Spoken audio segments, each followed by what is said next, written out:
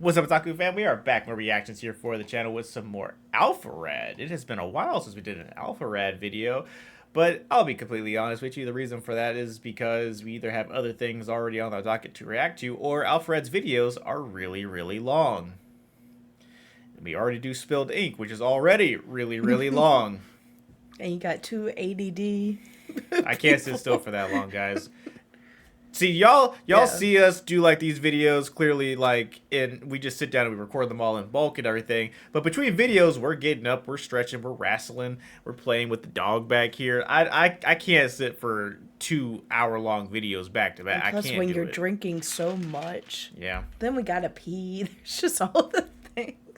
First world creator problems, am I right? We have a Nuzlocke Race, but you have to buy the Pokemon. Be sure to comment, like, subscribe if a little bit helps. As we've been saying in our videos for the last, at this point, that you're seeing this, 2 weeks now. At the time of this recording, we are still not monetized on YouTube. I'm hoping by now it's fixed. But if you're not seeing ads on this video, it's not fixed. And I would appreciate it if you would go check out the Patreon link down below for full uncut reaction to TV shows, animes, and movies. That way you get extra reaction content, and we don't have to worry about having a significant less amount of money coming in this month. It would really appreciate it. Let's hop on in. The stage is set. You're at a black market auction that I'm hosting, and we specialize in selling Pokemon. Sounds good. So, how much would you spend on an Eevee? Ooh, too slow. One of the world's best Nuzlockers bought it for $500. But why? Well, our stock is filled with 120 of the world's finest Pokemon, and all of these phenomenal Nuzlockers have showed up with $15,000 in their pockets. So, what is the goal? Well, through a very elaborate auction, each player assembled a box of Pokemon to race through Pokemon Emerald as fast as they possibly could. For players like these who have cemented themselves in the Hall of Fame for many games that a majority of people once called impossible, Vanilla Emerald shouldn't pose that much of a challenge. But they're not playing against Emerald in a vacuum, as your run is only as strong as your auction here, and you have all the power to make sure your competition doesn't grab anything you don't want them to have. So after 2 hours of frantic bidding, the teams were finally locked in. Out of these 5 competitors, whose strategy do you think is going to get rewarded the most? The aggressive spending from Flygon and Wacko? The patient selectivity of Captain Kidd and Peach? Good lord, these teams are... Alright, if you've already seen this original video, and I recommend that you do before you watch a reaction to it, but if you haven't seen it yet, let us know who you think is going to win this race. No cheating. If you've already watched it and you put it down there, I'll know. Because I just will. Oh shit, I was so close. You're good. Okay. Was this one that was just up? Yeah. Oh. I was just saying that you didn't go back too far. Just... Okay, stop it. Okay. Just... So this is all of theirs? This is everything, yep. Okay. I'm looking at this like I know these Pokemon, and I don't. No. So it's fine. I'm just looking at the cuteness. Yeah. Yeah. Yeah. Yeah. Hold on. You know who I'm not seeing? The best boy. Well, in your opinion. Listen. Char is the best boy. Right. I hear you. He's also the best boy. He's just misunderstood. I don't think he is. He's just misunderstood. I don't think he so. just needs a hug. Oh. You want to be the one to hug him? Well, yeah, that's what I thought. Anyways, play the video.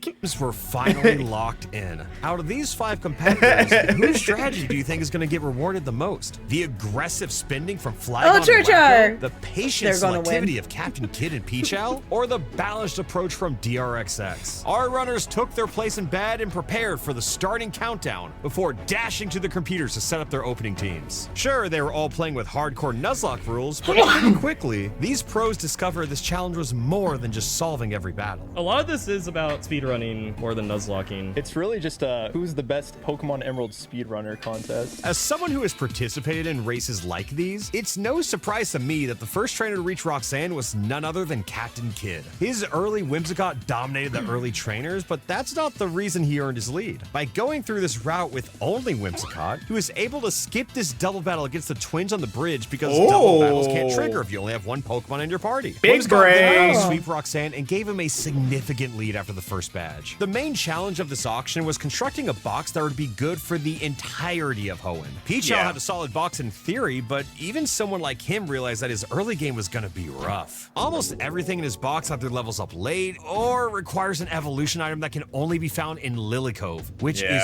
well over halfway through the run. At first glance, you say, hey, at least he has Dracovish, but the only water move it learns is Water Gun until level 63. Jesus. Look, not all investments are meant to be good investments, and Dracovish might just not be a good investment. Bye, but Mr. then there's Fish. today's sponsor, Rocket Money, which is absolutely a good investment. Like, That was a clean. That was a very clean segue into your ad. All right, bro, you got it. or just click the link in the description and get started today. And that's very fine damage. I'm still faster. Did I crit on the first one or something? What the fuck happened? There was a crit. Okay. I think I'm gonna switch here before I get blocked. We send it. The runners had a bit of a choice coming up here. They could either beat Brawly in the Do for Jim or deliver the letter to Steven. I mean, yeah, they actually had to do both, but it's all about momentum. Given that Wacko was able to take advantage of Kid's choice to start with the letter and got to be the first one through Brawly, sweeping with his Oricorio. At this point, Flygon was only 1 minute behind, using his own powerful single-stage Pokemon to sweep Brawly. Aerial Ace, the Heracross. Believe it or Heracross. not, the players who targeted those kinds of Pokemon in the auction were thriving in the early game. Except for Dracovish. With Watson around the corner, this fight would serve as the first true check of everyone's auction. Electric is such a hard type to play around, especially when I offered up so few ground types. But before it was time for that, one of the toughest obstacles of the entire run was about to confront them. Optional trainers on Cycling Road. Sounds like something that should be easy for gamers of this caliber, right? If anybody's mock biking in this, they're insane. Props to them. They're better at overworld movement than I am, but I just don't have it like that. Okay, well, we already screwed up. See, I mentally prepared for it and accepted my fate. Now I'm not mad. With everyone else a bit preoccupied, Drew had an opportunity served on a silver platter to make up some time here and even had a great answer to Watson with Rhyhorn. Drew is only a few minutes behind Wacko from leading the pack, but Cycling Road had other plans. Oh. Obviously, Drew wasn't the only one to run into optional trainers. Things did go a bit better for Wacko, who only ran into one, and then there's Kid, who went in with confidence. The last time I got this first try, and I think it gave me a really big head. I was like, oh, I'm kind of the goat. I'm kind of the mock bike goat. The only one to truly take advantage of Cycling Road here was definitely Flygon HG, as he's a certified Generation 3 specialist. I mean, he's a guy who named himself Flygon. Sure, most of these players have overcome challenges across a variety of Pokemon games, but Flygon's experience with this map specifically Not him, was just really like starting to show. He was the only one to get all the way through Cycling Road without hitting a single optional trainer. However, it wasn't quite enough to catch Wacko yet. As you know, Nuzlockers are known for being meticulously sweaty planners. Like, they would never even entertain a fight without calculating every possible outcome. Then there's WWWD. What would Wacko do? He is a pioneer of believing when there's a flinch, there's a way, ignoring objective calculations in hopes of landing a crit, and constantly holding forward against all odds. Sometimes that can be shaky when it comes to Nuzlocking, but when it came to speed running, the reason for him leading this race is becoming very apparent. He spent hardly any time at the PC, and despite Flygon's marvelous map movement, Wacko was in and out of fights so fast that he beat Watson before anybody else had even entered the gym. Luckily, nobody really had trouble with Watson, as everybody made sure to draft at least one ground type. Of course, Wacko was first out of Mauville with Kid hot on his trail, but unfortunately, Pichal was starting to fall behind, suffering another slow gym fight because of his underpowered Pokemon that just couldn't do any damage at all. Despite that, he was never at any real risk of wiping, but everybody else was simply moving faster. Here's where the game really starts to speed up. To keep this race as more of a boss rush, we've removed the enemy team. Okay, so listen, but Pokemon Challenges has a chance to catch up at the late game, because that's when his Pokemon are going to start shining, really. When their levels get up there, he'll start just bulldozing through everything late. He's just going to have to be really fast in the early mid-game. From the game entirely. So after Watson, these runners head immediately towards Flannery, and let's see who remembers the path through the gym. I don't. I've played this game so many times that I don't know the path. No, I don't know. I think it's right. Wait, what?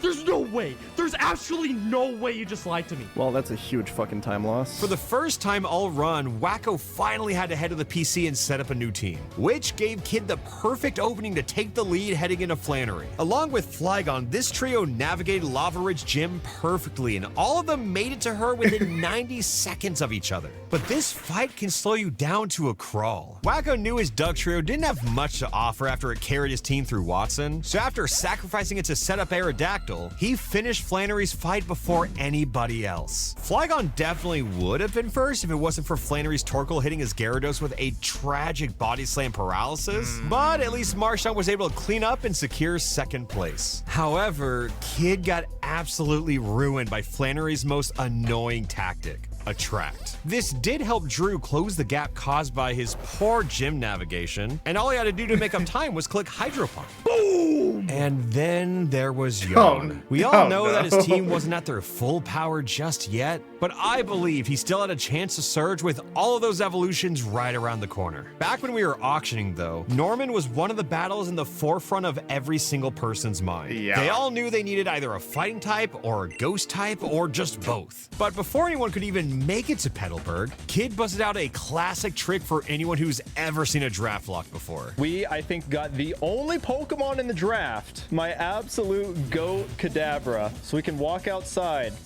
talk to May, and then hold, Kadabra, teleport. Okay, see ya. Back to Petalburg we go. All right, beautiful, beautiful. The problem? His box was in no way prepared for Norman. His only fighting types were Cubfu and Clobbopus, and his ghosts were Honedge and Frillish. Kid simply did not have the power to get through this barrage of normal types, and even got slowed down by all of the fodder gym trainers too. Yes, Kid was the first one back to Petalburg, but he was not the first to challenge Norman. Instead, both Flygon and Wacko stormed through the final door of Petalburg Gym one after another, just a few seconds apart. As you all know, this fight is about the slacking. Thanks to the level cap and his insane base stats, there's almost nothing in this game that can truly deal with it on its own. Sure, you can play around his Truant ability, but Norman has 2 Hyper Potion, a Citrus Berry on the slacking, and in this build, the AI is too smart than to just let you sit there and spam Protect every other turn. Flygon, though, came prepared. His Heracross might have been the hardest possible counter to Norman's team as he blasted through the entire fight in just love over Heracross. 2 minutes, giving him his first lead of the race. And thanks to everybody else's issues with the fight, it was a pretty significant one too. Meanwhile, Wacko cooked up a pretty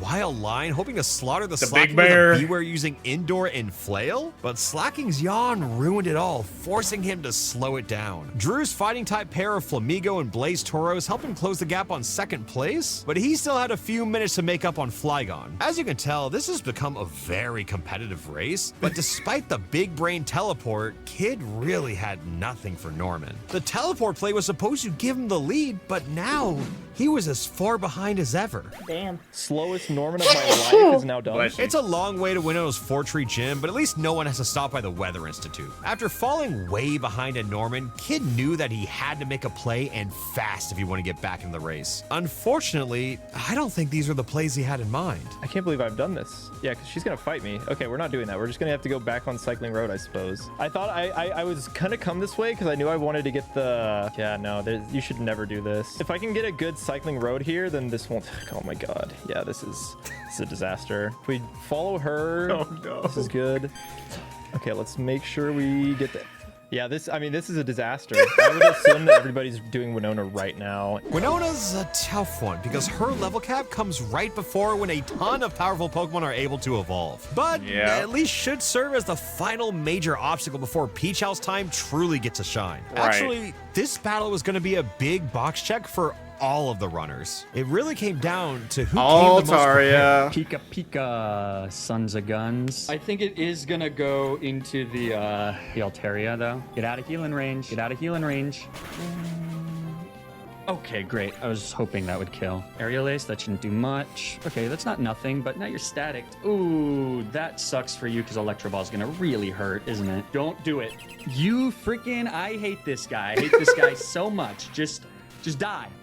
Thank you. Wacko decided to Thank take you. a lengthy detour to pick up the Thunderbolt TM from Watson and New Mauville, but we'll see if it pays off. Despite that, he was still within 2 minutes of Flygon entering the Winona fight. Damn. And thanks to his Electro now knowing Thunderbolt, it made the 4-tree gem absolutely free. Drew's Rotom carried him through the fight just as it did against Flannery, but the movement gap between him and Flygon was really starting to show. Drew had a great box and he was piloting it well. He had only spent a few more seconds in gym leader fights compared to Flygon, but given his huge advantage in overworld movement, Drew was 10 minutes behind first place. As I mentioned, beating Winona unlocks a bunch of final stage evolutions, as well as tons of evolution items at the Lily Cove department store. Kid's investment of Cubfu finally got to come to fruition, but it was starting to feel a little too late for that now. Sure, Peachel now has access to a few secret weapons like his expensive Palafin, but would that alone really be enough to make up for 20 minutes of time between him and the 3 frontrunners, who also had some new evolutions at their disposal? Flygon collected enough coins for Goldengo, Drew now had access to both Gardevoir and Greninja, and the big money Wacko spent on Meowscarada was finally about to pay off. Not only is this Pokemon incredibly fast, but a grass move like Flower Trick does so well for most of the remaining fights. With Tate and Liza taking center stage, Flygon's plan was to sacrifice Falinks if it meant taking Claydol down with them. Wacko's plan: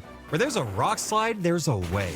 Oh my god, the flinch. Welcome to the stream, man. Say what you will about the strategy, but it was working for Wacko, as that is not the first extremely well-timed piece of RNG that has blessed this run. Sure, Flygon had the lead, but Wacko was hot on his heels. The path to the final gem was obviously a quick one. No need to mess around with Rayquaza, it was just straight to Pseudopolis to take on Juan. Part of Wacko's whole strategy was to spend as little time as possible at the PC. When he changed up his team after Winona, the idea was that those 6 Pokemon should be able to take him to the end of the game without ever stopping. And now he was finally reaping the benefits. Flygon's 3-minute lead was down to less than 1 as they both strolled up to the final gym leader. Wacko caught up. Oh man, he caught up quick. Flygon had Juan's water types dead to rights thanks to Light Ball Pikachu and a little help from Breloom and Primarina. Of course, Wacko showed up confidently too with Meowscarada and its guaranteed crit Flower Tricks. I'm not afraid of this guy. I'm just gonna play rough. Oh, an Ice Beam. How much damage does that do?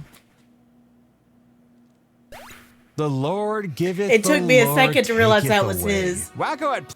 Yeah, I completely thought it was the other one, and then I was like, the silence. I was like, oh wait, that brings back memories. Brings back memories of the Soul Link Nuzlocke we did. See, watching this entirely, I'm like, I could never do this. You just have to get out of the mindset of this one that I started with. I only care about you, because that was the only problem with the Soul Link. The minute the starter died, you let all 5 of the other ones just fall immediately afterwards. I did there get was better. no strategy. It was Pokemon just one die. you got me, die, the Violet die. or whatever, Yeah. whichever one you got me. Yeah. I'm doing so good in that one. Yeah. I'm not finished with it, but Yeah. so right now I'm doing so good in that one because I've learned. I've even gotten into Googling elements and who goes good with look other at ones. So you. I've done well. I mean, for this type game, because we tried it one time and I got mad within the first 5 minutes and I gave up. Yeah. Because I got caught on every damn little corner. Yeah. So I could never do it. Right. Yeah. I got so mad because we were doing that and we were trying to do like a speed run as well where we were racing, and first 5 minutes I got caught on the same little corner and then on the house and then on a tree, and I was like, fuck this. Yeah, we did an avatar lock with 2 of our mods over in the Discord. Just I was little, mad. fun little thing. It wasn't for those for of you who don't fun. know, so avatar lock is when you it's based off of Avatar: The Last Airbender. So your types are based off of what nation that you pick. So we all had the 4 different nations, and we all had to only pick Pokemon that were within that, but going through regular Emeralds, so you could only catch whatever was within your nation's types. And me and the other 2 mods are at the second gym, and I look back at Baby here, and she's just on her phone. She's not even playing anymore. She was just not having mad. it. I was like, Because that's Well- when I gave up, because I was like, I have y'all's screen on mine too, so I Yeah. could see where you were. And you guys were literally on the second gym. I was like, I'm nowhere even near the first gym. yeah. Because I can't get past this damn little tree. I was so mad. So mad. Don't let nobody tell you have anger problems, baby. I let things go very well. Plenty of firepower in the Obviously. back with Aerodactyl and Hitmonlee cleaning up with little issue, but that one crit significantly hurt his chance at taking the lead before the Elite Four. And now he was worried that any possible chance at winning might have died with Meowscarada. Drew was still keeping pace, washing yet another gym leader with his Rotom, but trailing behind second place this late in the run meant he was steadily running out of time to make a move. Wacko didn't need Meowscarada to finish one, but he was definitely relying on the Grass Cat to be one of his main E4 sweepers. So with that plan out the window, Wacko had to abandon his previous strategy of holding forward and instead had to stop and regroup. While Flygon made a mad dash through Victory Road, Wacko doubled back to Lily Cove, fought May, entered the department store to buy an Ice Stone, and evolved his Alolan Vulpix into Ninetales. This absolutely increased his chances of beating the game, but drastically hurt his odds of beating it before Flygon. With two competitors respectfully out of the race and one trailing significantly behind, it was really only down to Wacko versus Flygon, and the winner was starting to look obvious. Even though one had to make a significant detour, the other didn't. Flygon's mastery of the overworld gave him a massive lead, complemented by a team dedicated to dismantling every single trainer the Elite Four had. Like, by the time Wacko had engaged Sydney, Flygon was already multiple fights ahead. He only used 2 Pokemon for Sydney, 1 for Phoebe, and at this point it was his race to lose. But unfortunately, I've seen this story before. With me from the first draft block. I've hosted a lot of these races over the past years, and every single time, without fail, regardless if it's me or someone else, the first player to enter the Elite Four has always failed to bring it home. But I guess if anyone could be the one to break that curse, it had to be Flygon HG, right? Wacko knew he didn't have time to stop and think about these fights, as blindly holding forward was no longer a choice. But instead, it was the only option. Wacko's through Sydney. Uh-oh. Gotta run, gotta run. Wacko's newly added Ninetales swept through Sydney, Decidueye got to clutch up through Phoebe, and Fernet got the call for Glacia, but none of this was fast enough to catch up to Flygon. Sure, the gap was closing as Wacko wasn't even a full fight ahead anymore as he got slowed down by this massive wall rain, but given that he was on the tail end of the same fight, he was still minutes ahead of Wacko. Wacko's right behind me. We'll see. If Flygon was starting to feel the pressure here, he did not show it at all against Drake. Between the combination of Lapras and Primarina, he was more than ready for the Dragons. For him, his victory was all going to come down to the champion, Wallace, and his onslaught of Water-type Pokemon. At this point, his lead was significant. He walked up to Wallace mere seconds after Wacko approached Drake. He now had a full fight's worth of cushion. But Wallace's team wasn't just full of water types. In fact, his team features some of the bulkiest water types ever made and multiple dual types to stop sweepers in their tracks. However, Flygon was ready. He built his team to handle just about everything else you could imagine, but overlooked that he managed to take 3 separate water types into the Elite Four, none of which had anything that could deal with bulky terrors like Melodic and Gyarados. It's not like it was ever a question of could he do it, but more of could he do it fast? At least he had his Breloom, a Pokemon he chose specifically to land big hits on Wallace's lead of Wailord. It's faster? Oh no. What?